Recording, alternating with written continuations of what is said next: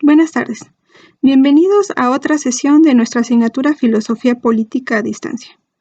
En la sesión del día de hoy vamos a continuar con nuestros contractualistas, es decir, con aquellos pensadores de la filosofía política que buscaron reflexionar sobre la fundamentación y justificación del Estado, de la sociedad política y de la autoridad política. Y para ello recurrieron a un modelo específico de análisis, aquel que presuponía como recurso metodológico al estado de naturaleza, como aquel donde el hombre no vivía todavía en asociación política, sino separado uno de otro, de modo salvaje, primitivo, natural, y que transitó de ese estado natural o estado de naturaleza a un estado civil o político, donde ya establece una relación formal, política, positiva con los demás, se sujeta a leyes y atribuye autoridad política a una o un grupo de personas en específico. En esta sesión vamos a tratar a Jean-Jacques Rousseau, este importante filósofo político que vamos a abordar a través de dos conceptos principales. La necesidad de retroceder a un contrato social y el concepto de voluntad general. Jean-Jacques Rousseau fue un pensador, un filósofo político que nació en Ginebra, Suiza, en 1712 y falleció en Ermenonville, en Francia, en 1778. Como se darán cuenta, fue contemporáneo en una parte importante de su vida con los eventos propios de la Ilustración. Nació en una familia de clase alta, bastante acomodada, hasta el momento en el que su madre falleció y su padre, no pudiendo hacerse cargo de su hijo, sale de Ginebra y lo dejó bajo el cuidado de su tío. Su tío le dio una educación bastante estricta y rígida que culminaría con llevarlo al internado calvinista de Lambercier. Este internado calvinista, por supuesto, seguía los preceptos religiosos de cierta línea específica del protestantismo. Rousseau abandonaría eventualmente este internado para seguir las actividades propias de un aprendiz de relojero y grabador. Posteriormente viajaría a Turín para ahí tener contacto con otras personas y eventualmente abandonar el protestantismo y abrazar los preceptos del catolicismo. De ahí se mudaría a Lyon, en Francia, donde entraría en contacto con el abad de Condillac y el abad de Mably. El abad de Condillac, como seguramente les suena el nombre, es aquel gran representante del sensualismo, es decir, aquel que coloca la simiente del conocimiento en la experiencia sensible, es decir, en aquello dado a los sentidos externos. Es representante entonces del sensualismo, estudioso del empirismo de John Locke, es decir, conocía no solamente su propuesta epistemológica, sino también su corolario político, y afirmaba muchísimos de sus elementos y propuestas específicas empiristas, que también señalan que no hay nada en el entendimiento que no provenga de los sentidos. Y finalmente, el abad de Condillac es también conocido como un importante denostador del racionalismo, es decir, denostador de aquella corriente de pensamiento filosófico que coloca el acento en la razón como la facultad que genera es la gran generadora del conocimiento por sobre la experiencia sensible. El abad de Mably, por su parte, sería considerado precursor del socialismo al preocuparse por la reflexión sobre las relaciones sociales y considerar que éstas tenían que alejarse de la privatización de la propiedad y que tenía que basarse en una distribución más justa de las riquezas. El abade Mably también es reconocido como un estudioso del iusnaturalismo.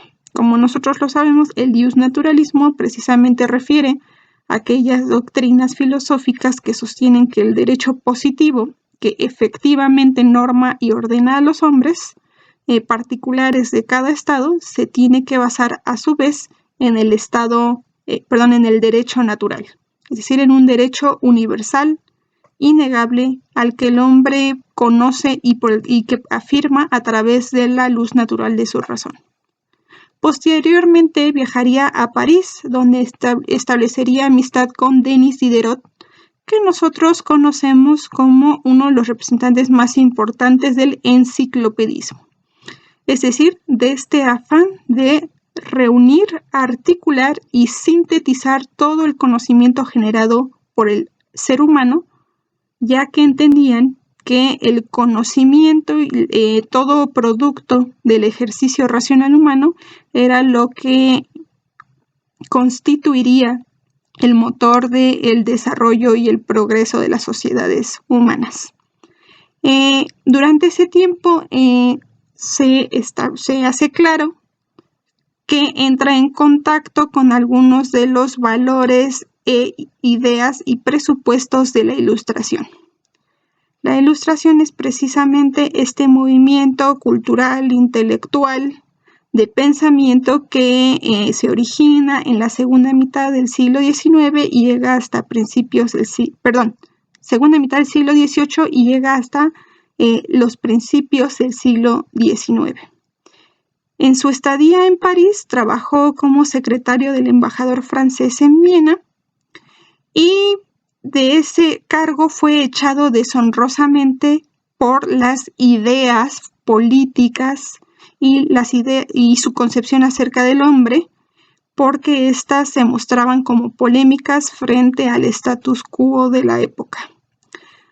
Al ser echado deshonrosamente, retorna a su contacto con algunos miembros de la burguesía que había conocido anteriormente y funge como secretario de la familia Dupont.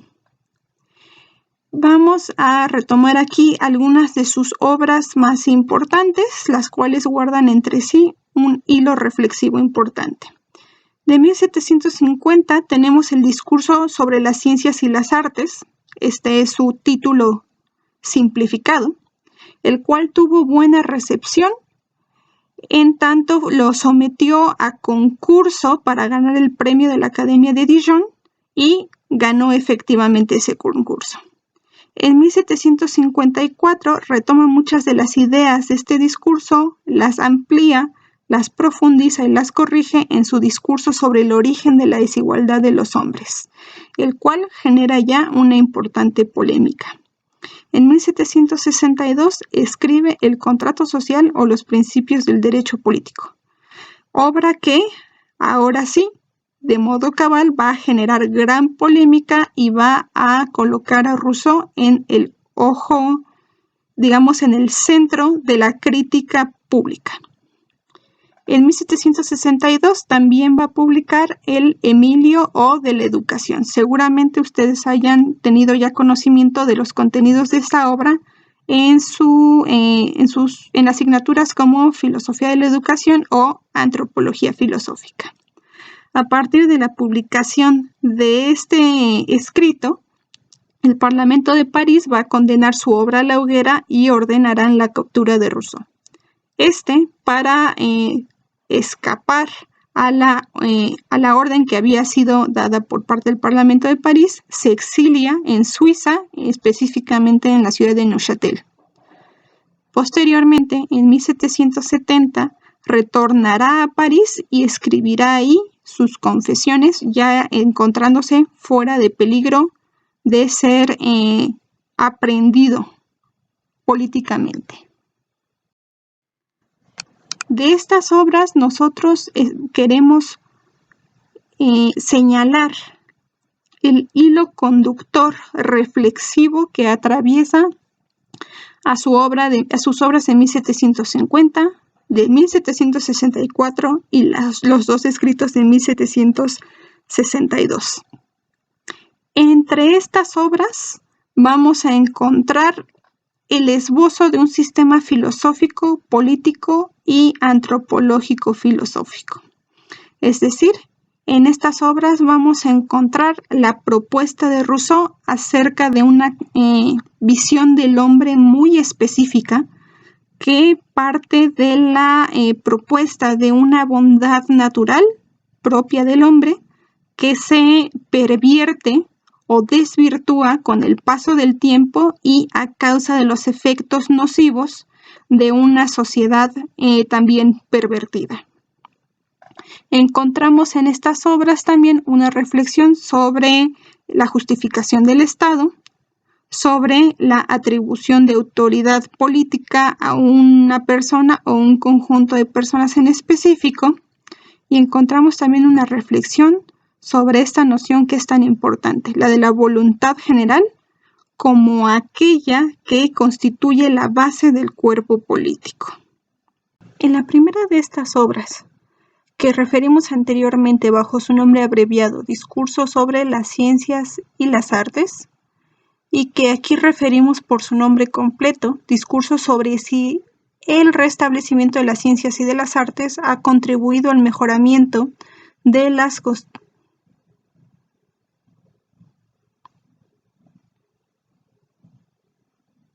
La primera de las obras que referimos anteriormente la mencionamos bajo su nombre abreviado, Discurso sobre las ciencias y las artes. Y aquí la vamos a referir bajo su nombre completo, Discurso sobre si el restablecimiento de las ciencias y de las artes ha contribuido al mejoramiento de las costumbres.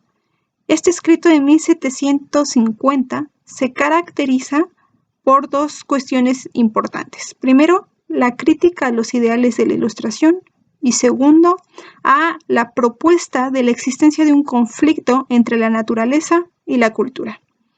Nosotros debemos recordar que la Ilustración fue este movimiento cultural e intelectual de mediados del siglo XVIII que sostenía que las luces del ejercicio racional, el conocimiento y la reflexión humanas eran capaces de disipar las tinieblas de la superstición, de la ignorancia y de todos los elementos negativos de la vida del hombre.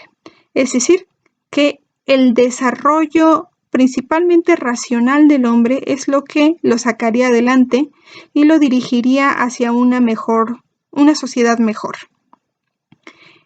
Lo que sostiene Rousseau es que este ideal del desarrollo humano, esta idea de disipar las tinieblas de la ignorancia y la superstición por medio de la luz del conocimiento humano, se pervirtió muy pronto en su desarrollo, ya que empezó a fijarse demasiado en la forma del conocimiento por sobre el contenido del conocimiento, y empezó a preocuparse por refinarse, por mostrarse de un modo exquisito, ornamental, que no se cuidaba tanto de la utilidad o de la moralidad. Por eso nos dice en el primer punto: en el siglo XVIII, las ciencias y las artes se han petrificado y han caído en un refinamiento excesivo. Aquí entiende a las artes no como las artes plásticas o la cuestión artística como la conocemos actualmente, sino como lo referente a la técnica. La técnica como la puesta en práctica de conocimiento teórico para la elaboración de herramientas e instrumentos, de dispositivos que mejoren nuestra vida.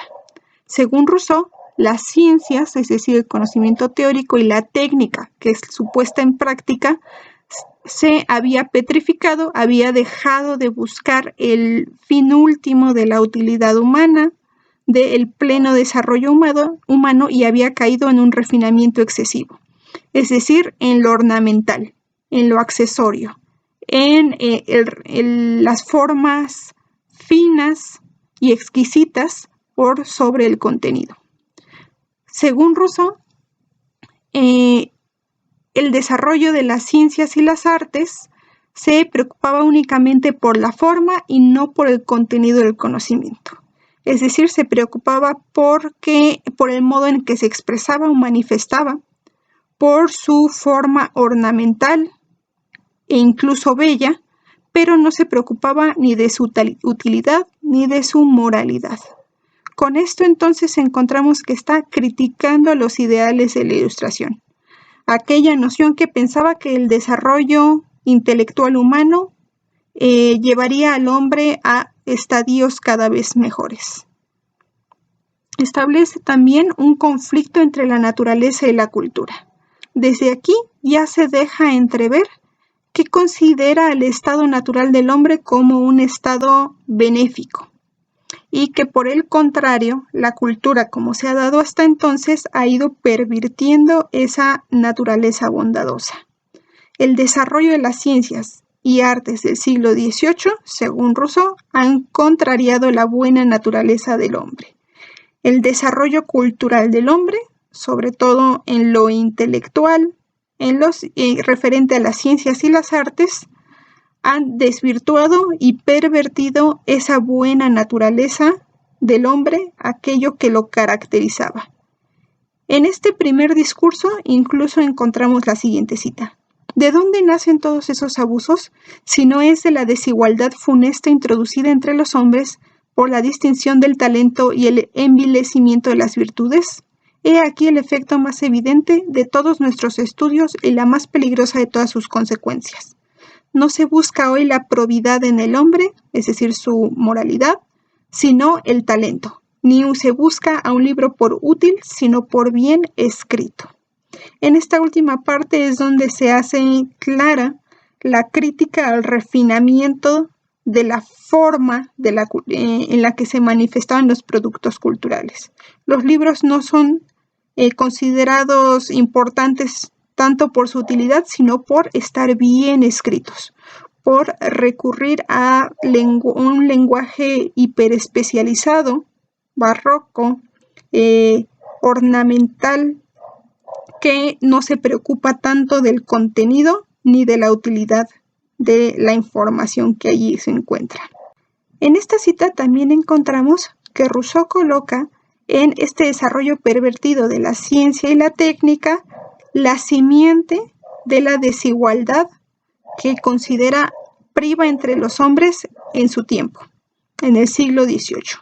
Por eso nos habla de la desigualdad funesta introducida entre los hombres por la distinción del talento y el envilecimiento de las virtudes, que está íntimamente ligado con el desarrollo pervertido de las ciencias y de la técnica.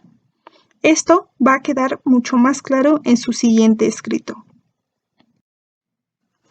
Este escrito es el discurso sobre el origen y los fundamentos de la desigualdad entre los hombres, de 1754. Este escrito me parece uno de los más importantes para entender la propuesta de Rousseau, y de hecho les hubiera dejado leer algo al respecto, de no ser porque no es posible ubicar una parte en específico donde se concentre lo más importante de su propuesta.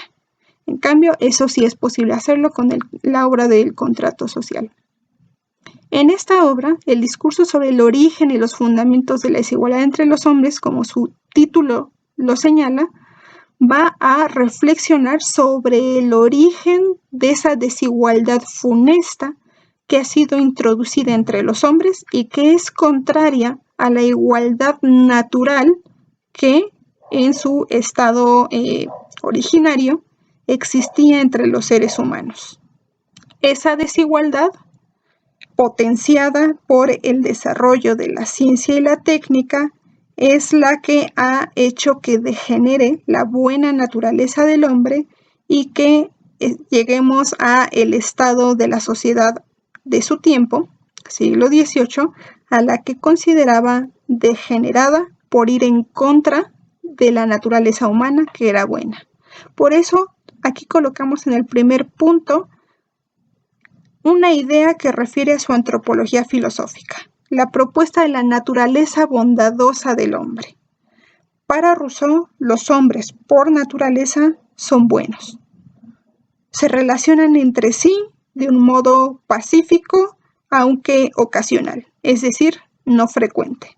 Pero cuando llegan a entrar en contacto entre sí, siempre se dirigen al otro de buena manera, de forma pacífica, tranquila, sin egoísmo y sin envidia.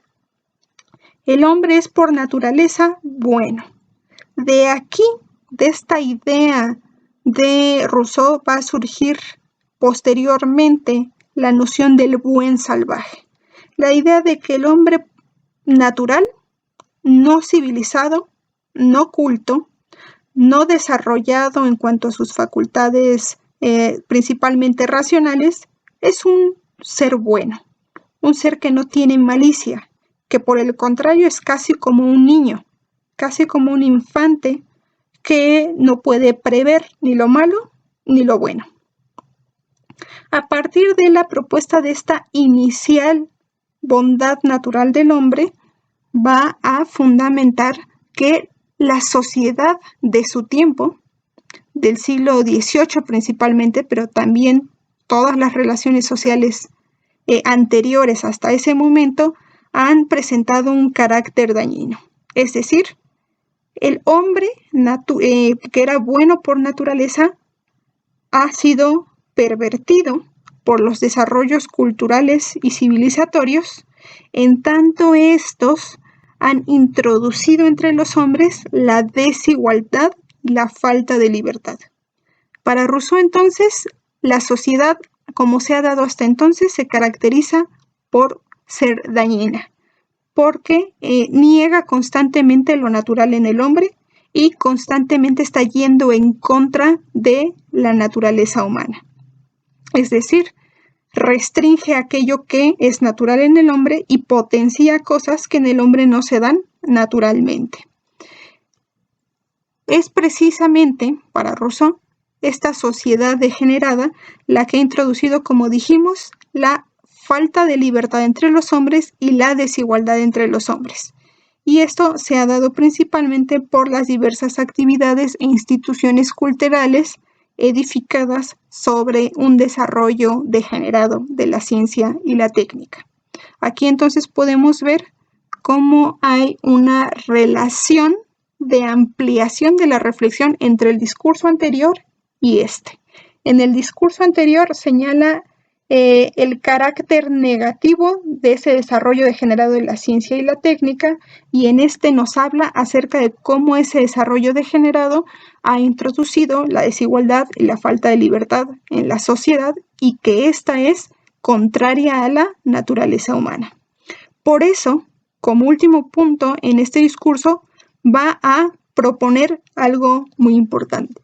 Va a señalar la necesidad de reformar la sociedad de su época.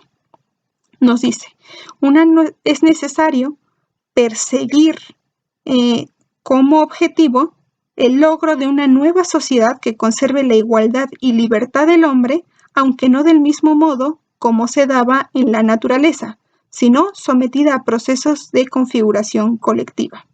Es decir, a esa sociedad de su tiempo, esa sociedad contemporánea, degenerada y pervertida, hay que reformarla, hay que reconectarla con lo natural para que esto natural se transforme y tenga cierta consecución en lo cultural.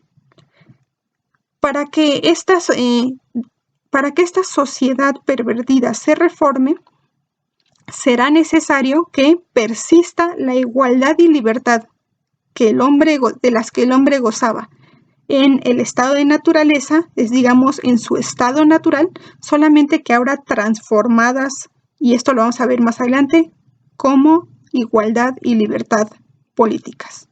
Es decir, el modo de reformar a la sociedad degenerada será dar consecución a lo que hay en la naturaleza humana, transformándolo solamente en lo necesario. El hombre permanecerá siendo bueno y permanecerá siendo igual y libre, solamente que ahora en el marco de una sociedad civil y de un Estado o una ciudad política. Esta crítica a la sociedad de su tiempo por parte de Rousseau la vamos a encontrar también en una de sus obras más importantes: el contrato social o los principios del derecho político de 1762. En esta obra no solamente va a retomar la crítica a la sociedad de su época, sino también el señalamiento de la necesidad de reformar a dicha sociedad y el señalamiento de que esta reforma se posibilita por medio de la reflexión acerca de la verdadera justificación del Estado civil, la autoridad política y el gobierno civil. Es decir, que esta reforma tendrá como primer paso la reflexión fundamental de la justificación y fundamentación de lo político que nosotros habíamos señalado en nuestras primeras clases del semestre como una de las labores propias de la filosofía política. En segundo lugar, lo que necesitamos hacer para abonar a esa reforma de la sociedad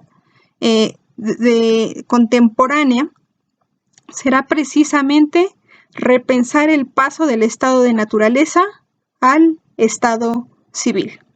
Es decir, realizar una reflexión que siga el modelo propio de los contractualistas, quienes postulan de modo hipotético un escenario ficticio llamado estado de naturaleza, en el cual el hombre vive aislado uno de otro, sin establecer relaciones sociopolíticas ni sujetarse a un poder político.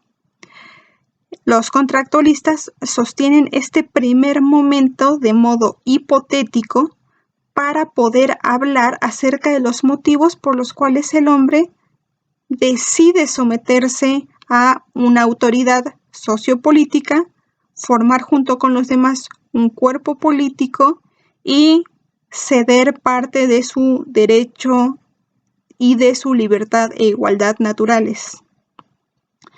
En el caso de Rousseau, se hace muy claro que el estado de naturaleza constituye un recurso metodológico, es decir, que no sostiene que efectivamente en algún momento de la historia se haya dado algo tal como el estado de naturaleza, sino que es un recurso imaginativo, hipotético, que metodológicamente proponen los filósofos políticos para poder hablar de lo político, pero también de los motivos antropológicos para la asociación sociopolítica. Esto se hace claro en el título de uno de los apartados del extracto del contrato social que les dejé leer. Recordarán que en ese extracto uno de los apartados se titula del siguiente modo: que es preciso retroceder hasta una primera convención.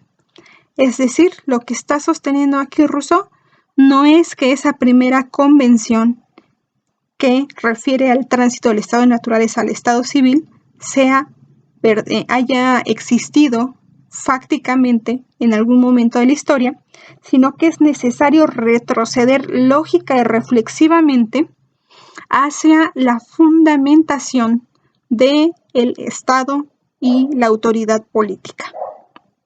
El modo de hacerlo será, como habíamos dicho, referir a ese modelo propio del contractualismo, que sostiene el paso del estado de naturaleza al estado civil. El paso del estado natural del hombre, en el que vive aislado, de modo casi salvaje y primitivo, al estado civil donde conforma junto con otros un cuerpo político, define una forma de gobierno y se sujeta a una autoridad política.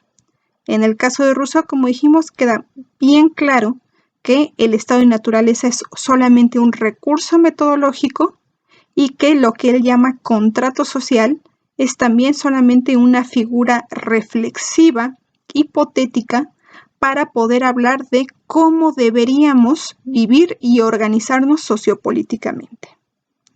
Dentro de esta obra, el contrato social también va a postular una idea muy importante de su filosofía política. Esa idea es la de la voluntad general. Esta la vamos a ver más adelante. Otras nociones importantes de las que se trata en esta obra son la soberanía del pueblo y la transformación de la igualdad y libertad naturales en igualdad y libertad políticas. Esto refiere a una forma de reflexión que ya hemos visto en la propuesta de Hobbes y de Locke, y que también vamos a encontrar en la filosofía política de Rousseau, solamente que con su matiz propio. Lo que buscaba Rousseau al reflexionar sobre todas estas nociones era permitir que el hombre, bajo un gobierno civil, bajo una autoridad política, permanezca siendo fiel a sí mismo, permanezca siendo fiel a su propia naturaleza bondadosa y permanezca siendo libre e igual a los demás, solamente que ahora de modo sociopolítico. Lo que encontramos como aspiración última de esta obra es el querer reconciliar a la naturaleza con la sociedad y la cultura. Rousseau miraba a los distintos gobiernos de su tiempo, miraba los productos culturales de su época y consideraba que estos degeneraban o abonaban a la perversión de la naturaleza humana, que era de fondo bondadosa. Lejos de negar el valor de la cultura y la sociedad de su tiempo, lo que va a hacer es tratar o abonar a su reforma, y el único modo en el que él concibe que éstas pueden subsistir es si se les entona o se les pone en armonía con las características propias de la naturaleza humana. De nuevo, estas reflexiones sobre la naturaleza humana bondadosa y sobre el carácter dañino de la cultura y la sociedad de su época, estas mismas reflexiones se van a repetir en el Emilio o de la educación. En este tratado sobre la educación, Rousseau va a recuperar la idea del envilecimiento del hombre, es decir, que su naturaleza bondadosa ha sido degenerada y pervertida por los productos culturales y sociales de su tiempo. Va a sostener también la necesidad de reeducar al hombre, así como en el contrato social hablaba de la necesidad de reformar a la sociedad. Esta reeducación del hombre solamente se podrá dar al establecer un modelo educativo que vaya de acuerdo con las características naturales del hombre y que no le imponga un sistema homogeneizador cultural. Es decir, que no trate a todos los seres humanos del mismo modo y pretenda que aprendan todo del mismo modo a la misma velocidad. Es decir, un sistema educativo adecuado a la naturaleza humana tendrá que tomar en cuenta no solamente sus características naturales, sino también tener en cuenta sus diferencias individuales en cuanto a intereses, habilidades, impulsos, etc. Dentro de esta renovada educación, las artes y las ciencias, aquellas que él había señalado anteriormente como factores de la implementación de la desigualdad entre los hombres, podrán tener un lugar, pero limitado. Las artes y las ciencias, es decir, la técnica y la ciencia que él había considerado pervertida, propia de su tiempo, tendrá un lugar dentro de la reeducación del hombre, pero tendrán solamente un papel secundario, es decir, no deberán imperar.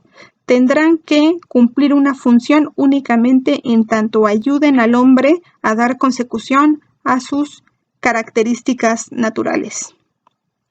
Aquí lo que vamos a encontrar es la oposición entre una pedagogía naturalista por parte de Rousseau y está opuesta a una pedagogía ilustrada e hiperracionalista. Es decir, aquella educación que ha pervertido o degenerado la naturaleza humana bondadosa es identificada por Rousseau como una pedagogía ilustrada e hiperracionalista, que consideró que el hombre tenía que desarrollarse únicamente en lo intelectual, dejando en el olvido muchas otras de sus facultades y de sus elementos constitutivos, y que desarrolló lo intelectual a tal grado que cayó en el excesivo refinamiento y en la excesiva preocupación por la forma por sobre el contenido.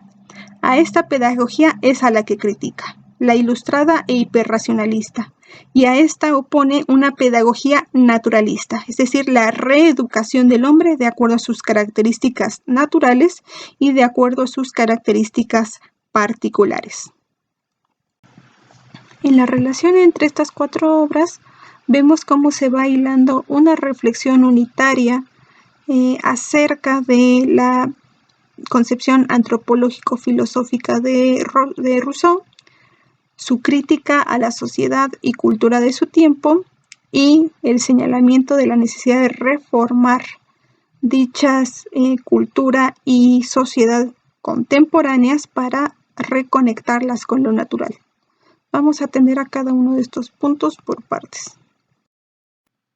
En cuanto a la naturaleza humana o la concepción antropológica filosófica de Rousseau, debemos considerar que esta parte de un reconocimiento y crítica a la visión del hombre que habían postulado Hobbes y Locke.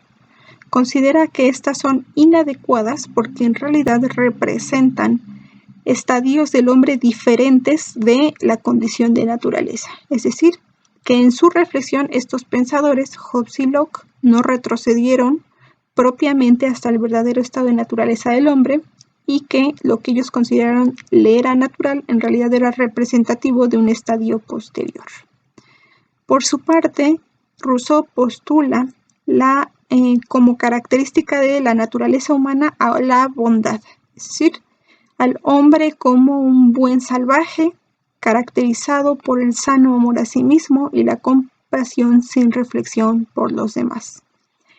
Cuando refiere a este sano amor a sí mismo, está criticando la visión del hombre como un ser egoísta que había propuesto Hobbes.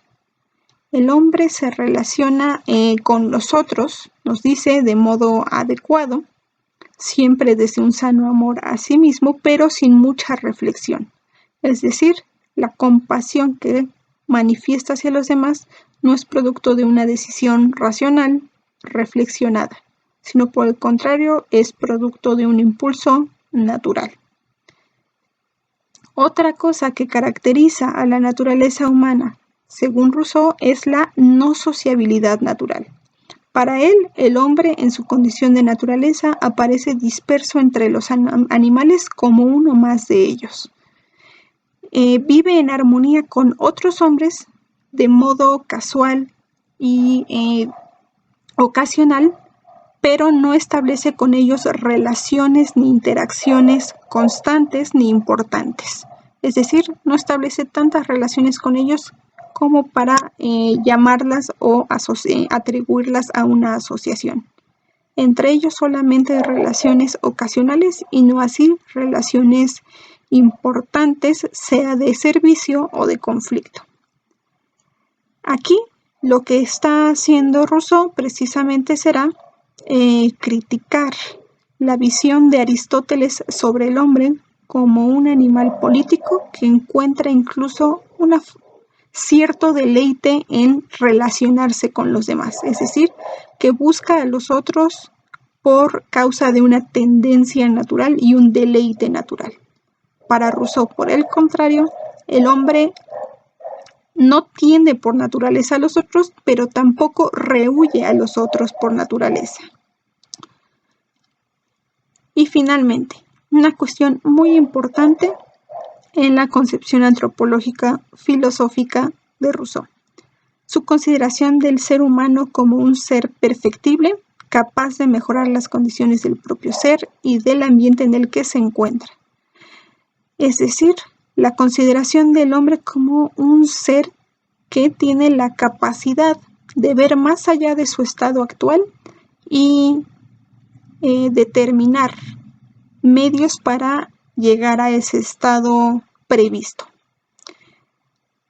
Para Rousseau, esta, insatisfacción esta necesidad de ir perfeccionándose a sí mismo y perfeccionar a lo que le rodea es lo que ha impulsado al hombre a desarrollar distintas técnicas y herramientas sofisticadas para poder perfeccionarse a sí mismo y a su medio ambiente.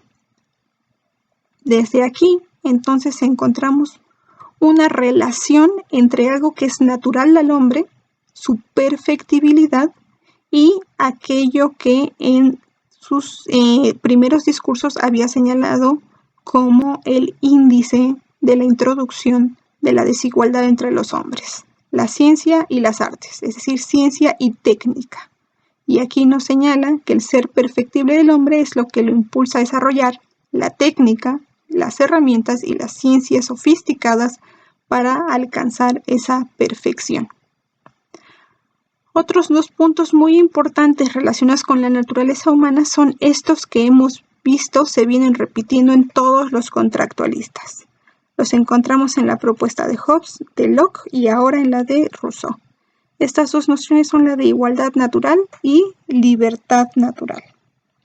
Para Rousseau, los hombres nacen fundamentalmente iguales entre sí, solo con algunas desigualdades físicas y de intereses o de afinidades, pero dichas desigualdades no son lo suficientemente importantes como para fomentar el dominio de unos sobre otros.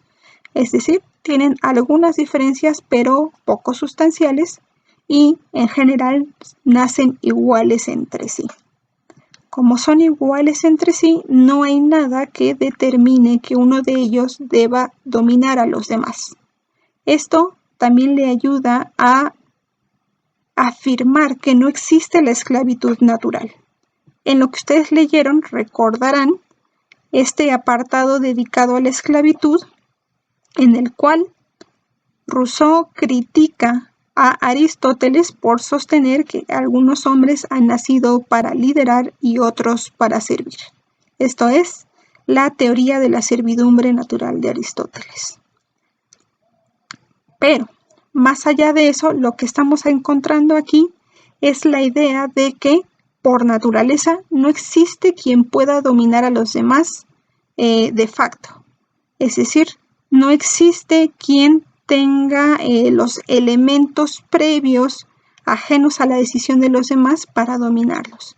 Si alguien ha de conformarse como autoridad por sobre los hombres, ha de ser por elección de todos los involucrados.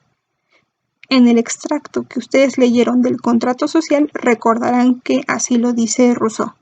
No existen motivos ni naturales, ni de fuerza, ni de derecho que justifiquen la esclavitud. Todos los hombres son iguales entre sí. Otra característica importante será la de la libertad natural. Nos dice, esta es la libertad de hacer uso de los elementos naturales necesarios para la autoconservación, es decir, que el hombre tiene la capacidad de disponer de todo lo que está involucrado en su propia naturaleza y en el medio que lo rodea para buscar su último fin, que es la autoconservación. Esta última idea también la hemos encontrado anteriormente en la propuesta de Hobbes y de Locke, que la finalidad última del hombre en el estado de naturaleza es la autoconservación. Pero agrega algo, nos dice, a la libertad una parte de la libertad natural también nos indica la capacidad que tiene el hombre de rechazar los impulsos instintivos y alejarse de lo natural. Nosotros solemos considerar a lo instintivo como algo propio del mundo de la naturaleza, algo que está imbricado en los seres naturales de forma inmediata, como reacción inmediata no reflexionada. Pues aquí lo que nos señala Rousseau es que parte de la libertad natural del hombre es no reaccionar de modo inmediato frente a los estímulos externos, es decir, no reaccionar instintivamente, sino reaccionar mediadamente a través de la reflexión. Lo que hace aquí el hombre es alejarse de lo natural y lo que estamos encontrando es algo sumamente importante.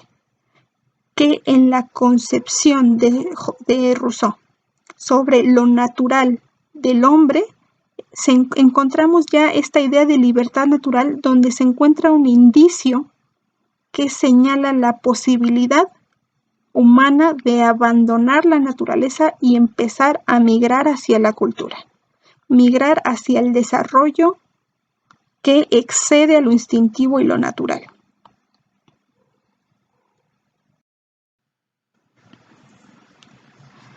Si ya hemos tratado acerca de la naturaleza humana y de la igualdad y libertad de la que goza el hombre en la condición de naturaleza, ahora es necesario hablar acerca del origen y los fundamentos de la desigualdad entre los hombres. Esta reflexión se encuentra precisamente en el discurso que lleva por nombre Discurso sobre el origen y los fundamentos de la desigualdad entre los hombres, en el cual Rousseau nos señala cuáles son los elementos, los indicios que impulsan al hombre a omitir la igualdad natural que es propia de la humanidad y empezar a actuar de acuerdo a lo desigual. Aquí, entonces, estamos situándonos en el estado o condición de naturaleza. ¿Qué es lo que impulsó al hombre, estando en dicho estadio hipotético, natural, a abandonar la igualdad y abrazar la desigualdad entre los hombres? De inicio nos dice Rousseau: en la condición o estado de naturaleza no existía la propiedad privada. Todos los hombres tenían derecho a la tierra y los bienes que ésta producía. Sin embargo, a medida que el hombre comenzó a considerar que la naturaleza no saciaba todas sus necesidades, empezó a concebir a los otros como rivales. Es decir, si se dan cuenta, está haciendo cierta referencia a la idea de la propiedad común y después propiedad individual que habíamos encontrado en la obra de John Locke. Lo que nos dice Rousseau es que efectivamente toda la tierra y sus bienes han sido dados a los hombres en común. Pero, a diferencia de John Locke, quien sostiene que esto tiene que devenir naturalmente en propiedad individual, Rousseau sostiene que es por una insatisfacción del hombre que éste empieza a desear más de lo necesario para subsistir, empieza a considerar que la naturaleza no satisface del todo, no digamos sus necesidades, sino también sus deseos, y empieza a concebir a los otros como rivales, como aquellos que pueden privarle de bienes para su disfrute. Después de esto vendrá el desarrollo intelectual y técnico. Esto viene dándose casi de modo seriado. Nos dice así: cuando el hombre comenzó a recurrir a medios no naturales para saciar sus necesidades, se originó la desigualdad. Es decir, el hombre empieza a desarrollar la ciencia y la técnica para obtener mayores recursos que los demás. Y con esto entonces se empieza a introducir la desigualdad en la forma de la competencia, el odio y el ansia de poder.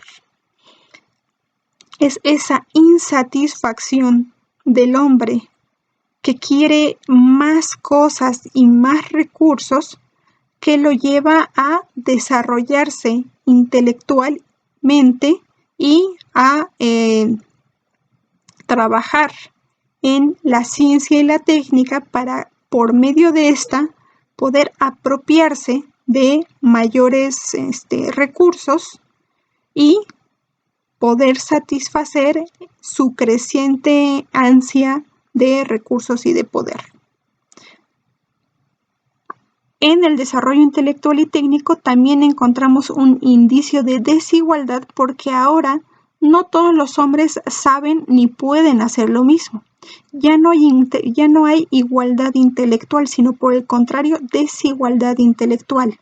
En tanto, algunos conocen cierta técnica y la dominan y sacan provecho de ella, mientras que otros no la conocen, no la dominan y y quedan en una posición inferior frente a aquellos que tienen mayor conocimiento.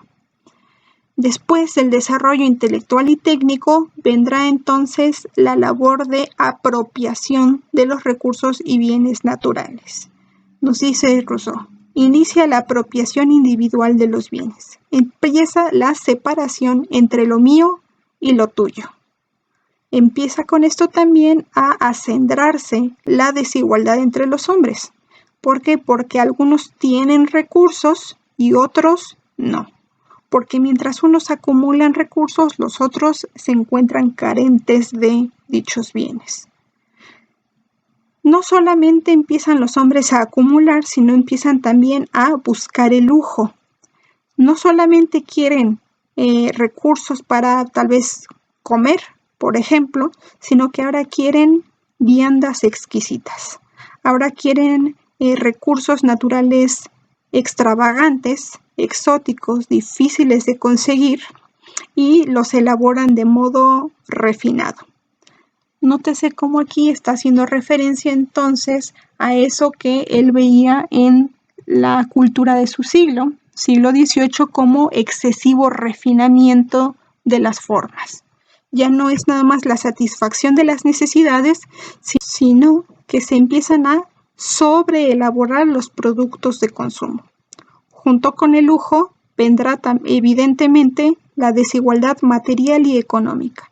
Algunos tienen muchos recursos, muchas riquezas, y otros carecen de ellas. Y con esto sobrevendrá también la desigualdad social, porque el hombre empieza a establecer entre sí relaciones asimétricas en las que aquellos que tienen recursos o tienen conocimiento sobre la ciencia y la técnica tienen mayores beneficios que aquellos que no las poseen. Nos dice Rousseau, la riqueza produce el deseo de mayores posesiones y el sano amor a sí mismo es sustituido por la envidia y el orgullo, por el afán de ser superior a otros, descuidando ese amor a sí mismo que era tan sano y que caracterizaba al hombre en el estado de naturaleza. Una vez que hemos tratado sobre la naturaleza humana y la libertad e igualdad naturales que le atribuía Rousseau al hombre en el estado de naturaleza, es necesario atender al contrato social, es decir, a ese elemento que permite pasar de el hipotético estado de naturaleza a el estado civil, según el modelo de reflexión de los contractualistas.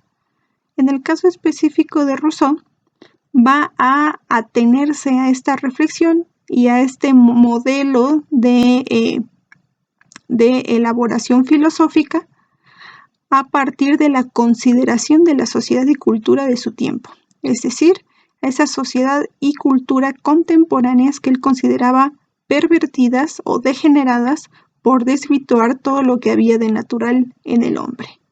A partir de esta crítica va a considerar la necesidad de reformar a la sociedad y a la cultura del siglo XVIII a partir de una reflexión sobre un hipotético contrato social.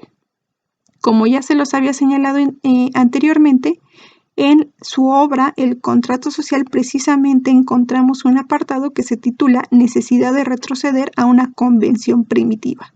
Y cuando habla aquí de una convención primitiva, está refiriendo a esa figura del contrato social como una toma de postura, como una elección racional, unánime, colectiva y voluntaria de todos los involucrados para dar el paso del estado de naturaleza al estado civil, es decir, conformar un cuerpo político.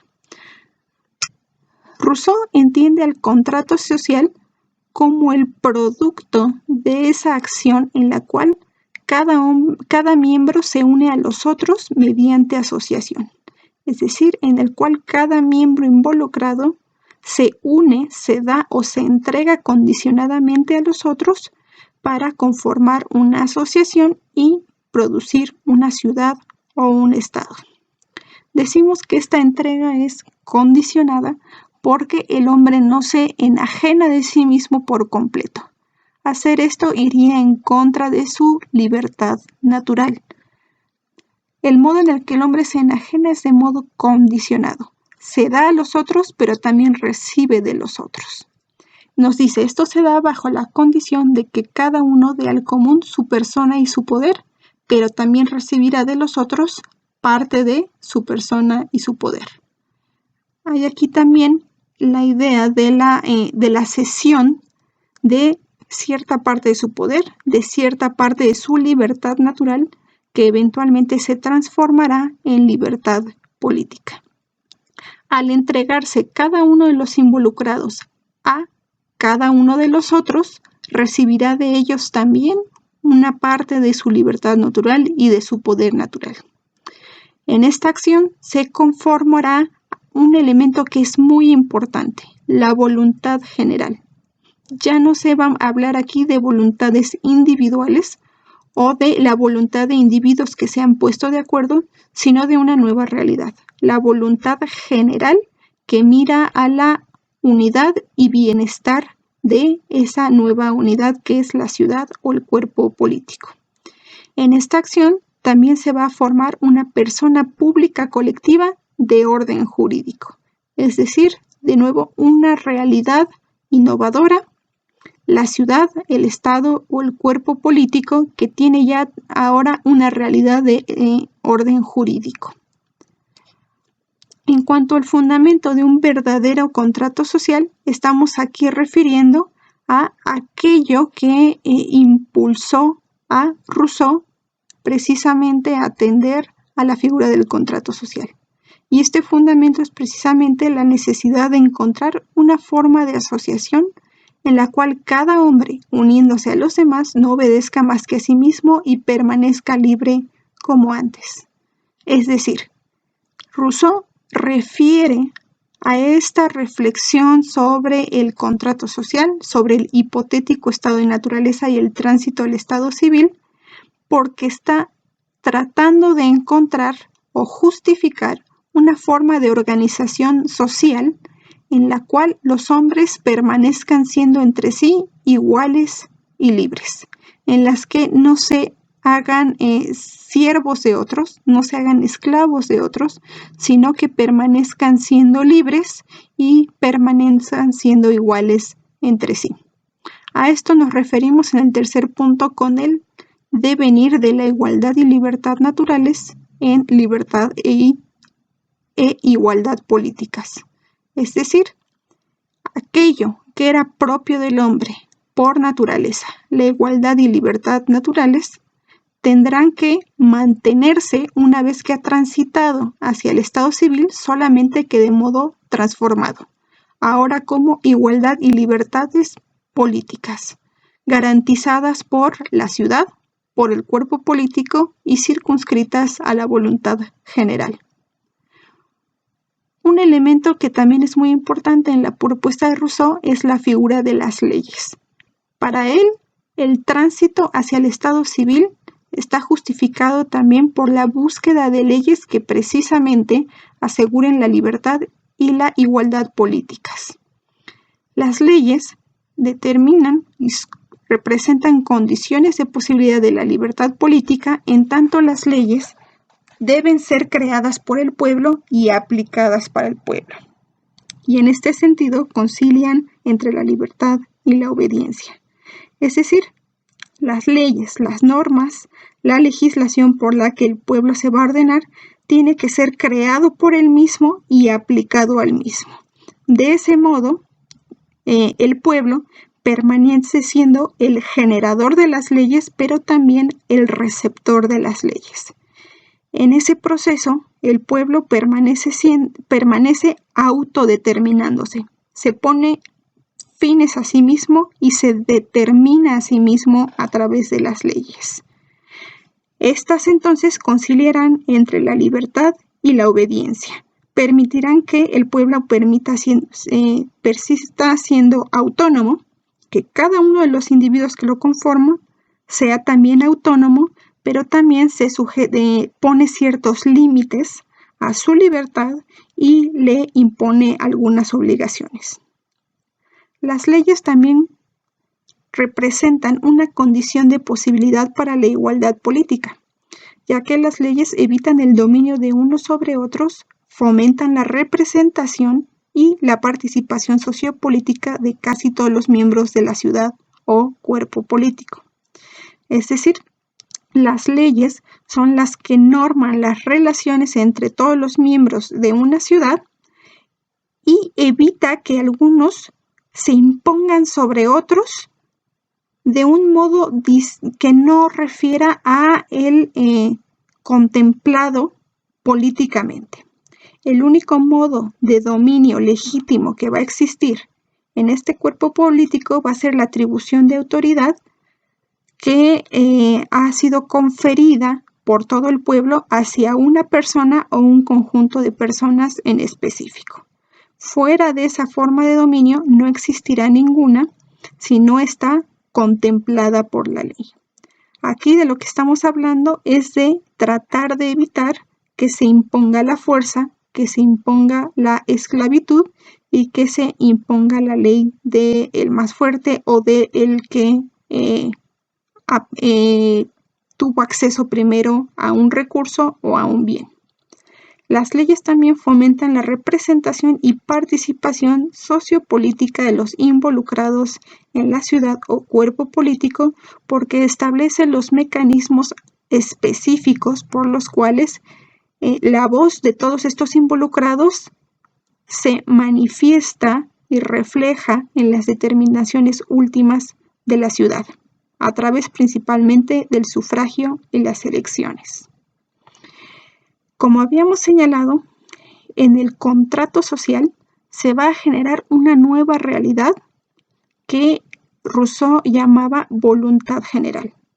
Esta va a representar entonces una de las ideas más importantes para entender su propuesta filosófica. La voluntad general se da como resultado de la enajenación de todas las voluntades individuales en la conformación cualitativa de una sola voluntad. Es decir, es la conjunción, articulación y unificación de las voluntades individuales en una sola de modo cualitativo, dándose cada uno de los individuos a cada uno de los demás involucrados. No se entrega a uno en específico, no se entrega a nadie, sino a todos, y entonces no se hace siervo ni esclavo de alguno, sino que se ha entregado a la totalidad. Por medio de los actos de la voluntad general, cada individuo recupera todo lo cedido a la comunidad y tendrá mayor fuerza para conservarlo. A esto es a lo que nos referimos con la mutua enajenación o mutua cesión de derechos y libertades naturales. Cada uno de los involucrados cede parte de su libertad a cada uno de los otros involucrados. Pero cada uno de ellos, a su vez, ha cedido y se ha entregado a cada uno de los otros. Es decir, todos los involucrados han cedido una parte de su libertad natural, pero han recibido de los otros, en igual medida, parte de su libertad. No se queda con las manos vacías, no se hace siervo de nadie, no queda como inferior a nadie, sino que, digamos, se compensa lo que él ha entregado. Es más, nos dice Rousseau, después de esta cesión y de esta enajenación, los individuos tienen mayor fuerza para conservar lo que han recibido de los demás. Y esa mayor fuerza le viene de la ley, de la autoridad política y del Estado, del orden que es propio del Estado civil. Aquí es necesario realizar algunas distinciones importantes. La voluntad general no es lo mismo que la voluntad de todos, ni es lo mismo que la voluntad de la mayoría.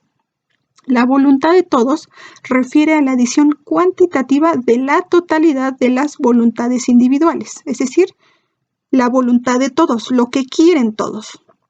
La voluntad de la mayoría refiere a la adición cuantitativa de gran parte de las voluntades individuales involucradas en un proceso.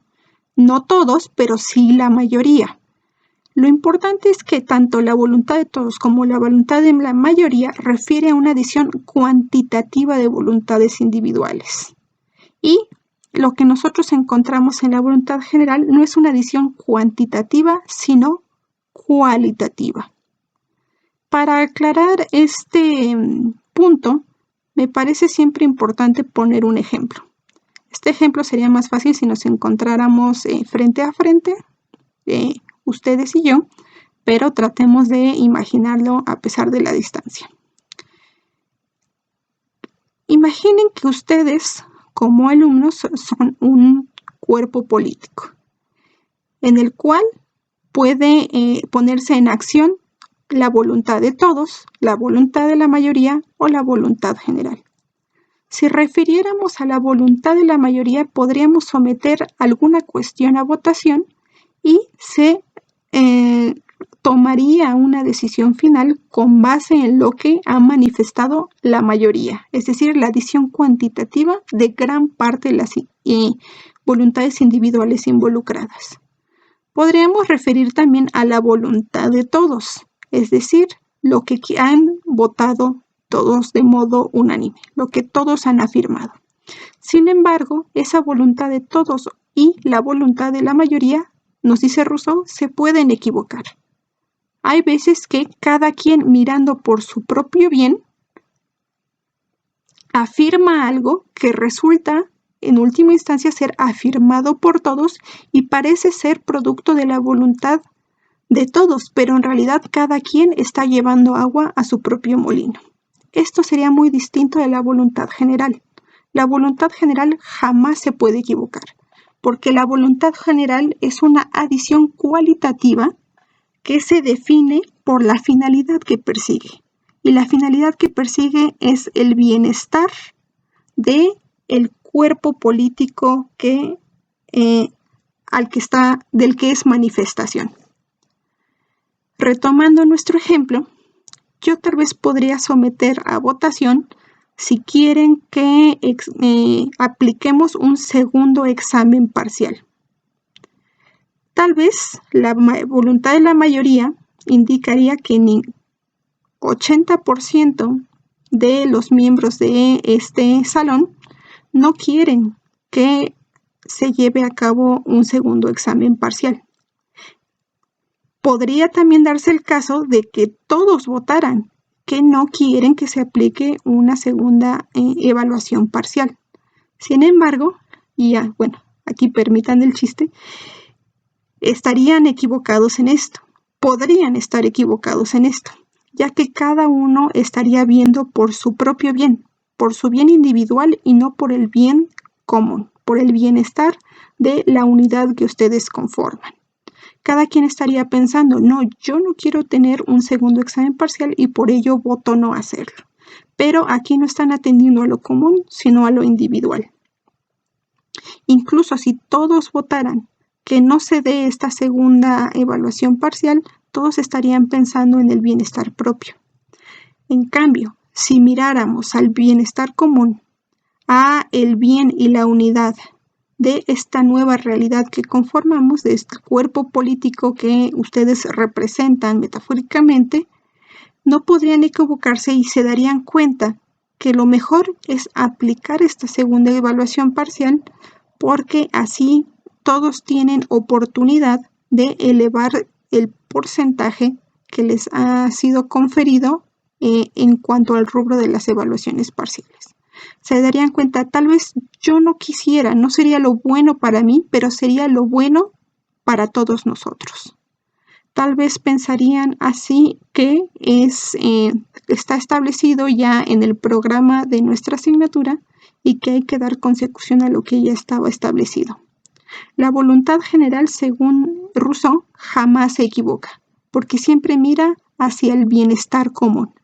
Mientras que la voluntad de todos y la voluntad de la mayoría, a pesar de que varía en lo cuantitativo, siempre está mirando y siempre está reflejando el interés personal.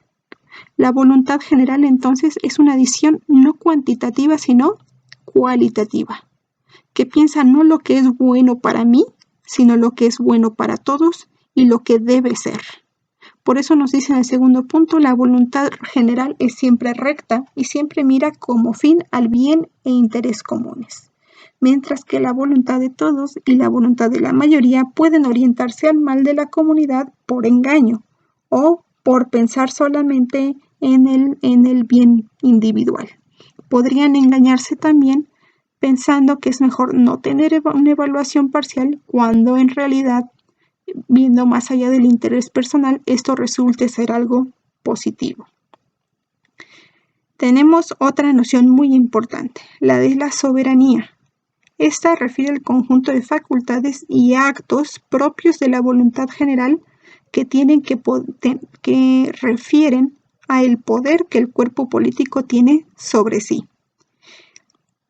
Este conjunto de facultades se da precisamente en tanto la voluntad general surge de la unión cualitativa de las voluntades individuales. La soberanía emana, por lo tanto, del pueblo y no de algún elemento externo o trascendente. Es decir, la soberanía refiere a esa capacidad de tomar actos y ejecutarlos que es propio de la unidad sociopolítica que se ha generado. Y no puede obedecer más que a la voluntad general como expresión de la unificación de las voluntades individuales, unificación cualitativa. La soberanía no puede atribuirse únicamente a una parte del cuerpo político, ni puede atribuirse a un elemento que es externo o trascendente al cuerpo político. Lo que está diciendo aquí Rousseau de fondo, que no se alcanza a ver, pero lo podemos vislumbrar refiriendo a algunas de sus otras obras, es que la raíz o la fuente de la soberanía tiene que ser interna a el cuerpo político y que no puede obedecer a razones extrínsecas. Una de ellas, por ejemplo, sería la determinación divina. Con esta idea de la soberanía, Rousseau está criticando fuertemente la idea del derecho divino, aquella por la cual los reyes decían yo gobierno y yo domino porque Dios lo ha querido así, por el derecho que me ha sido dado desde la instancia divina. Y entonces los súbditos tenían que sobajarse y subordinarse a su poder, siendo que la autoridad le había venido de una fuente externa. Lo que está haciendo aquí entonces Rousseau es rechazar esta idea y señalar que aquellos que gocen de autoridad sociopolítica dentro de una ciudad que se ha establecido con base en el contrato social, tienen que haber sido elegidos directa o indirectamente por el pueblo que será su súbdito. Todavía más nos dice, la soberanía es inalienable e indivisible. Inalienable en el sentido de que la voluntad general no puede renunciar a expresar su poder. Es decir, no puede abandonar o abdicar de la facultad propia de ejercer y expresar su poder. No puede entregarlo a otro, ni puede darlo a otro haciéndose su siervo. No podría una ciudad alienarse de su propio poder y entregarlo a otra ciudad, a una nación extranjera, abdicando de la posibilidad de tomar determinaciones para sí misma. La soberanía es también indivisible porque no puede dividirse ni ser atribuida a una sola parte del cuerpo político, sino que tiene que ser atribuida a todo su conjunto. Es decir, la fuente de los actos soberanos no es nada más el rey o la asamblea que gobierna, independientemente de la forma de gobierno específico. La fuente de la soberanía tiene que venir precisamente de la totalidad de los involucrados en el cuerpo político y de las relaciones complejas que establecen entre sí. Ahora bien, la ciudad o cuerpo político puede ser considerado de distintos modos dependiendo el aspecto en el que nos enfoquemos.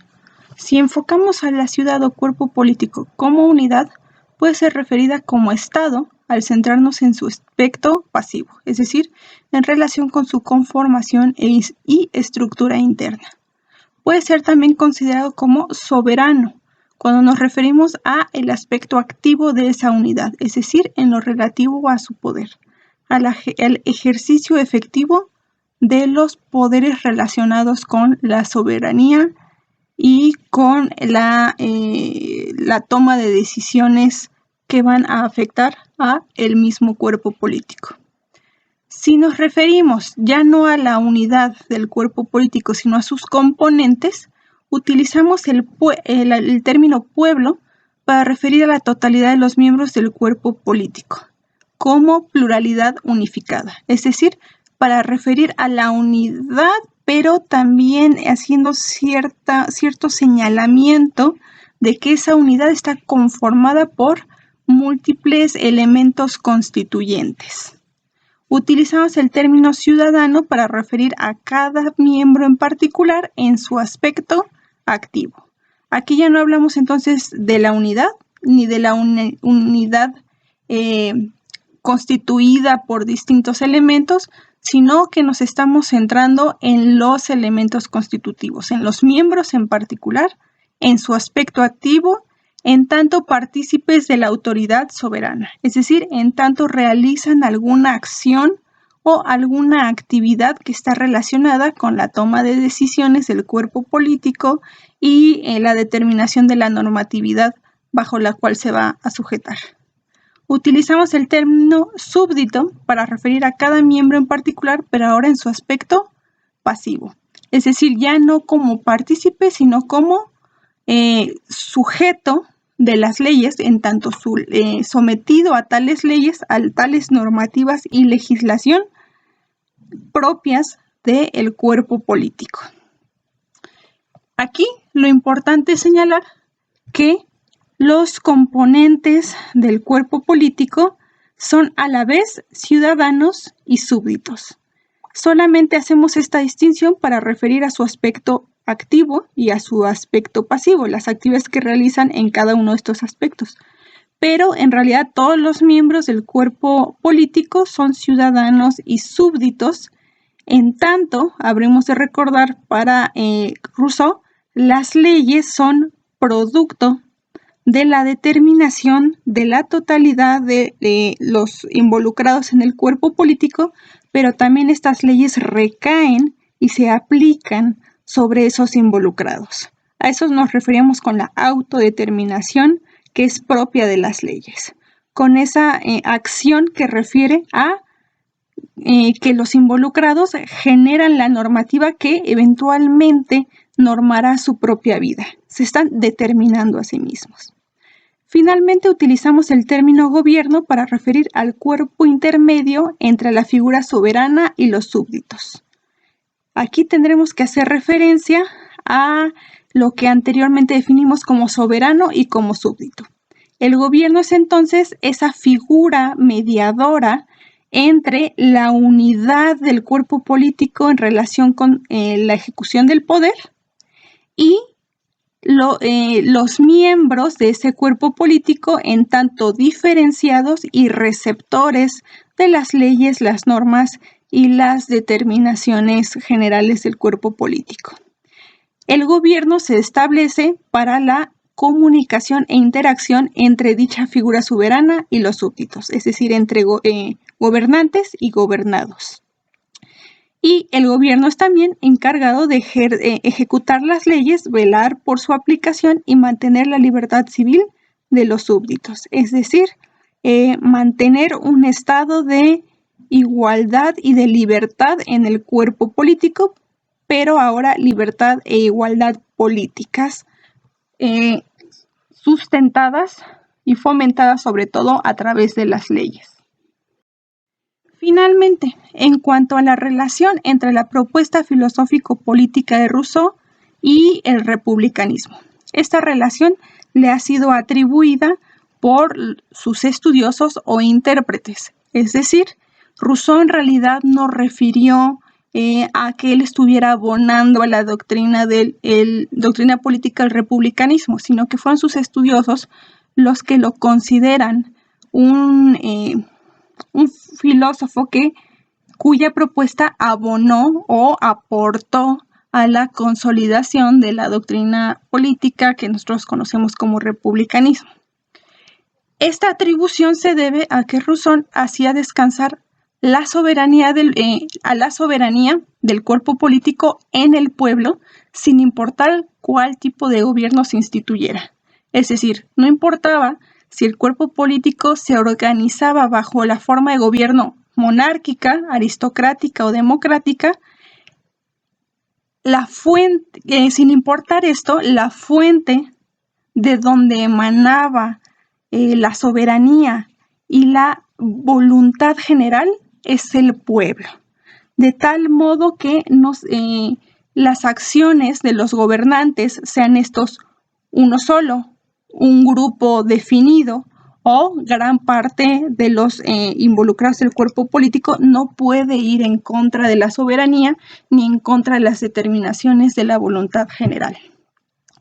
Es más, nos dice Rousseau, la forma de organización de la relación entre la figura soberana y los súbditos, es decir, la forma de organización en relación con el tipo de gobierno, así como las leyes por las que se ordena precisamente el cuerpo político, son decididas por la voluntad general, es decir, por aquel producto de la adición cualitativa de las voluntades individuales que se dio en el contrato social, y esas determinaciones no son producto de un núcleo delimitado de participantes. Es decir, la voluntad general, las acciones soberanas que reflejan la puesta en práctica de esa voluntad unitaria, no van a descansar en una sola parte del cuerpo político, sino en su base, en la totalidad del cuerpo político. Por eso nos habla Rousseau acerca de la necesidad de que todo cuerpo político que es producto o se da como producto de un contrato social tiene que manifestarse como un sistema autócrata en el cual aquellos que se sujetan a las leyes sean también los autores y los ejecutores de dichas leyes. Por eso nos dice el poder que actúa tiene que darse desde la base, desde la generalidad del pueblo y no desde arriba, o lo que podríamos llamar la cúpula sociopolítica, esos grupos de élite que muchas veces concentran recursos, bienes, contactos, privilegios y por lo tanto también suelen reunir la voluntad de poder político. En el diagrama que encuentran en la parte de abajo pueden encontrar esa pirámide a la que nosotros hemos referido con anterioridad para representar gráficamente la constitución y organización de una sociedad promedio. En la flecha que ustedes tienen a la derecha y que tiene una pequeña R, estamos representando metafóricamente la trayectoria o el proceso de generación del poder político que metafóricamente va de abajo hacia arriba, es decir, desde la base hasta y extendiéndose hasta la totalidad del cuerpo político. El republicanismo, como nosotros hemos señalado en otras ocasiones, refiere precisamente a que la fuente del poder soberano es la república, la res pública, la totalidad del cuerpo político. Es decir, el cuerpo político normándose y determinándose a sí mismo. Esta trayectoria es opuesta a lo que nosotros estamos representando gráficamente del lado izquierdo como propio del absolutismo. El absolutismo describe una trayectoria que metafóricamente va de arriba hacia abajo, de la cúpula sociopolítica, del grupo de élite que hemos referido, concentra gran parte de los recursos, los contactos y los privilegios hacia la base o el resto del cuerpo político. Rousseau considera que todas las decisiones importantes que norman al cuerpo político tienen que surgir de la base general del cuerpo político y no de una sola de sus partes por gozar de algún privilegio. En ese sentido, se le atribuye el ser un representante o un filósofo que aportó a lo que después se llamaría republicanismo. Esa noción que señala que los actos soberanos tienen que surgir de la totalidad del cuerpo político y no solo de una de sus partes. Por eso Rousseau sostiene que todo cuerpo político que considere como su fuente o su base al contrato social tiene que manifestarse como un sistema autócrata, en el cual la totalidad del cuerpo político, dirigido por la voluntad general, se norma y se determina a sí mismo. Esto en oposición a un sistema heterónomo, heterócrata, que sería propio del absolutismo, en el cual una sola persona o un grupo muy reducido que goza de privilegios establece las determinaciones que van a regir a la totalidad del cuerpo político. Muy bien. Hasta aquí llegaríamos con nuestra reflexión sobre la propuesta filosófico-política de Rousseau. Traten de recordar, por favor, cuáles son los puntos importantes que caracterizan su propuesta. El de la tenemos como punto principal a la voluntad general. Número 2, a la crítica que realizó a la sociedad y cultura de su tiempo. Número 3, a partir de esa crítica, la necesidad que vio de reformar a dicha sociedad y cultura a través de una reflexión sobre el contrato social o sobre ese pacto primitivo. Y número 4, la idea de la bondad natural del hombre, de tal modo que la reforma de la sociedad del siglo XVIII, contemporánea de Rousseau, tenía que encauzarse hacia la reconciliación de la cultura con la naturaleza, de la reorientación de la sociedad hiperracionalista, hiperilustrada de aquel siglo XVIII con las características propias de la naturaleza humana. Muy bien, les agradezco mucho su atención. Espero que se encuentren todos muy bien y lo dejaremos hasta aquí. La próxima semana vamos a ver la propuesta de Montesquieu y hasta allí llegaremos con nuestros contractualistas. Espero que se encuentren muy bien y espero también que esta situación de contingencia sanitaria termine pronto para poder vernos y platicar amplio y tendido. Espero que estén bien. Hasta luego.